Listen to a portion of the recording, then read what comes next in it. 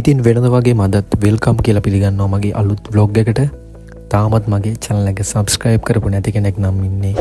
අනිවාර්යයෙන්ම channel එකත් subscribe කරගෙන යන්න අමතක කරන්න එපා.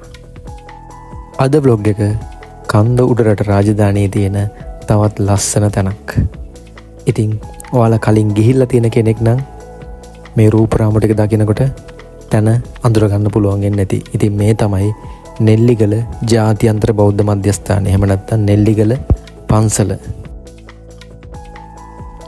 ඉතින් නෙල්ලිගල ජාත්‍යන්තර බෞද්ධ මධ්‍යස්ථානය එහෙමත් නැත්නම් නෙල්ලිගල පන්සල නිර්මාණය කරලා තියෙන්නේ මහනුවර දිස්ත්‍රික්කයේ මුරුතලාව කියන ප්‍රදේශයේ. ඉතින් ලස්සන උස කඳු මුදුනක තමයි මේ නෙල්ලිගල විහාරය නිර්මාණය කරලා තියෙන්නේ.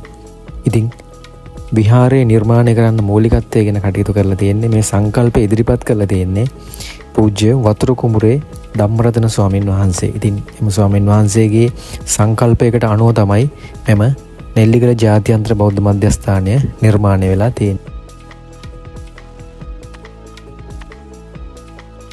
නෙල්ලිගල විහාරය නිර්මාණය කරලා තියෙන්නේ උස් කඳු මුදුනක හින්දා සුන්දර නිස්කලංක ලස්සන පරිසරයකින් තමයි වට වෙලා තියෙන්නේ.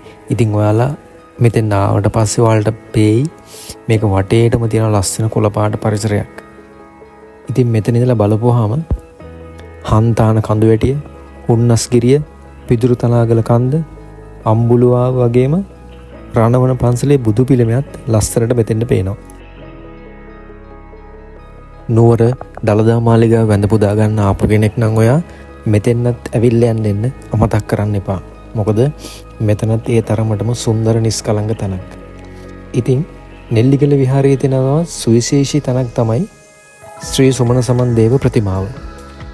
මේ දේව ප්‍රතිමාව නිර්මාණය කරලා තියෙන්නේ ශ්‍රී පාදයේ ඉඳලා දවල හස්තයකගේ පිටේ සුමන සමන් දිව්‍ය රාජයා නෙල්ලිගල විහාරයට වඩින ආකාරයට තමයි මේ ප්‍රතිමාව නිර්මාණය කරලා තියෙන්නේ.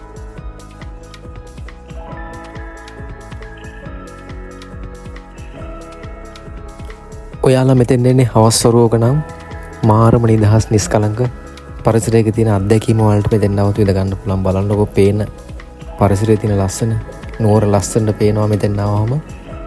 ඉතින් ඔයාලට මෙතෙන් ආවොත් දැක ගන්න පුළුවන් වෙනවා රන්නාලේපිත බුදු පිළිම වහන්සේලා, ඒ වගේම තමයි රන්නාලේපිත පාත්‍රයේ හිඳුවා තියෙන බෝධීන් වහන්සේ, ඒ වගේම රන් ස්තූපයක් මෙතෙන් ආවොත් බලා ගන්න පුළුවන්. ඉතින් ඔයාලා නුවර එන කෙනෙක් නම් අනිවාර්යයෙන්ම නෙල්ලිගල විහාරයට ඇවිල්ලා නෙල්ලිගල විහාරයේ වැඳ පුදාගෙන යන්න අමතක කරන්න එපා. ඉතින් ආයෙමත් දවසක මේ වගේ තවත් ලස්සන බ්ලොග් එකකින් අපි ඔයාලව හම්බ වෙන්න එන්නම්. ඉතින් එතකන් ඔයාලා හැමෝම පරිස්සමෙන් ඉන්න. ඉතින් අපි අදට ගිහිල්ලා එන්නම්.